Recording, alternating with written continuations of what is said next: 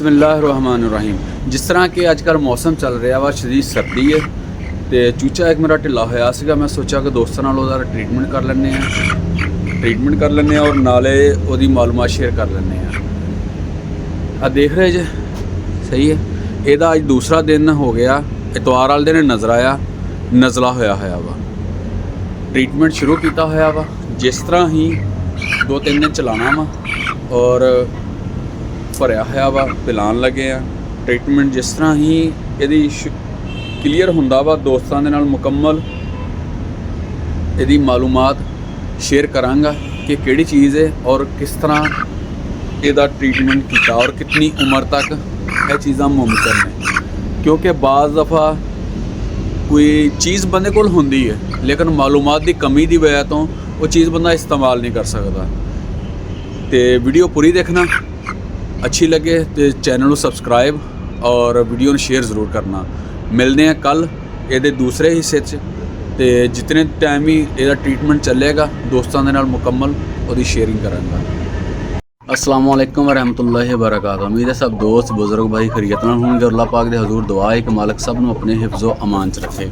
दोस्तों जिस तरह कि तुहानूं चूज़ा पहले दिखाया, जिस तरह मौसम चल रहा वा ये कोई ठंडी हवा ज़्यादा चल जाए, ठंडा पानी पी लैन किस टाइम परिंदे लेट पानी ज़्यादा देर अगे पिया रहे तो अमूमन इन्हों नज़ला जुकाम की कैफियत हो जाती है। और इस चूज़े नूं भी इस तरह ही नज़ला लग गया सीगा और अल्हम्दुलिल्लाह चूचा बिल्कुल फिट है। ये देखो ये नक जड़ा वा नोज़ दी बिल्कुल साफ़ हो गई, खुशक हो गई, मतलब नज़ला ख़त्म हो गया। क्योंकि जिन्नी देर तक नज़ला रहिंदा वा ये हिस्सा इहदा यह जड़ा वा ये गिला रहिंदा वा, पानी निकलता रहिंदा, पानी वांगू नज़ला इहदा चल रहा सीगा। जिस तरह कि पहले भी गल की है कि दोस्तों बाज़ दफ़ा चीज़ां मौजूद होंदियां ने लेकिन उहदा मुकम्मल ट्रीटमेंट के मतलब बंदियां नूं नहीं पता हुंदा। यही मकसद है दोस्तों की रहनुमाई का। और अज भी दिन इतवार का है, 3 दिन सिर्फ इसका ट्रीटमेंट चलिया, हफ्ता एतवार तो सोमवार।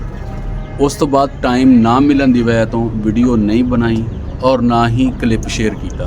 अज यदा क्लिप कंप्लीट कर रहा वा और उम्मीद है कि दोस्तों को काफ़ी वो रहनुमाई होएगी। चूचा छड़ दें जी, जिहड़ा कि इंजैक्शन इनू पिलाए गए आ वो हैगा जेंटा कैम्बिसोन, सही है। अगर सरिंज तुहाडे कोल इंसुलिन वाली है तो ये होंगे 10 तो लैके 0, 10 तो लैके 100 पॉइंट तक। जिस तरह कि वीडियो के भी तुहानूं नज़र आ रहा होएगा, सही है। ये 10 पॉइंट तक एक टाइम की खुराक है 24 घंटिया।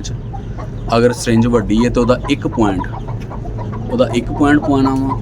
अगर इंसुलिन की सरिंज तुहाडे कोल तो ये 10 नंबर तक इंजैक्शन फिल करना वा, फिल करके सिर्फ पिला देना वा। क्योंकि बाज़ दफ़ा चीज़ां जिस तरह मैं पहले भी गल की है कि बंदे कोल मौजूद होंदियां ने लेकिन मालूमात की कमी की वजह तो हो जाता वा ये। और ये जिहड़ा कि 10 दिन तो लैके 3 महीने तक चूचियां नूं असीं इस तरह ही इन्हां दा नज़ला जुकाम इहदे नाल क्लीयर कर सकते हैं। अगर चूचे तुहाडे हफ्तियां दे विच ते 2 कतरे 3 कतरे पहले टाइम दे एक टाइम दे विच पिला दिओ और अगर महीने तक ने तो 4 कतरे, उस तो बाद 1.5 महीना 2 महीने यही 10 पॉइंट नूं अद्धा कर लेना वा। जिन्ने भी वो कतरे बनन इन्हां दे 10 तक फिलिंग करन तो बाद इनू हाफ कर लेना वा, सही है। ये साइड ते 2 निशान वाजिया नज़र आएंगे इंसुलिन की सरिंज ते बरीक सुराख, उन्होंने सेंटर तक फिलिंग कर लेनी 2 महीने तक।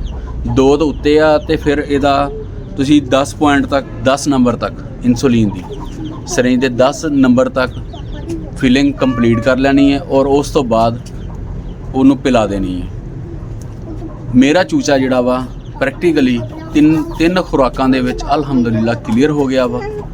और अगर तुहाडा चूचे च लगे कि तुहानूं कमी पेशी है वा है कोई कसर है वा तो तुसी डोज़ वधा सकदे जी। सिर्फ 3 खुराकां दे विच मेरा चूचा फिट हो गया। अगर तुहानूं लगे तो तुसी उहदी डोज़ वधा सकदे, 4 दिन लिजा सकदे जी, 5 दिन लिजा सकदे जी, लेकिन इस तो ज़्यादा नहीं। और ये ही इंशाअल्लाह तुहाडा 3 दिनों ही चूचा क्लीयर हो जाएगा। उम्मीद है कि वीडियो दोस्तों को अच्छी लगी होगी। वीडियो अच्छी लगी है तो चैनल को जरूर सबसक्राइब करते हो जाना और अपना नॉलेज भी साडे नाल शेयर जरूर करना कि छोटे बच्चों के उत्ते अगर तुहाडी नज़र च कोई होर ट्रीटमेंट मौजूद आ ਉਹ ਵੀ ਸਾਡੇ ਨਾਲ ਸ਼ੇਅਰ ਜ਼ਰੂਰ ਕਰਨਾ। ਮਿਲਦੇ ਆ ਕਿਸੇ ਨਏ ਟੌਪਿਕ ਤੇ ਨਈ ਵੀਡੀਓ ਵਿੱਚ। तब तक अपना और अपने शौक का बहुत सारा ख्याल रखना। खाल महमूद इजाज़त दो।